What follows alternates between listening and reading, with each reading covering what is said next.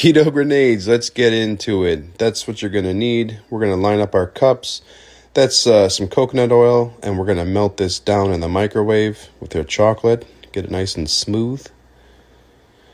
And we're going to just put this in and line the bottoms. You don't want to fill them all the way up just yet. Just line the bottoms because we're going to freeze them, and that's going to create the bottom of the cup.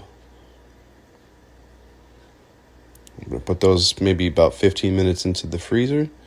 It should come out like this. Now you're just going to add your peanut butter or almond butter. We're using almond butter, so it's extra gooey. That's why they're called grenades. When you bite them, they explode in your mouth.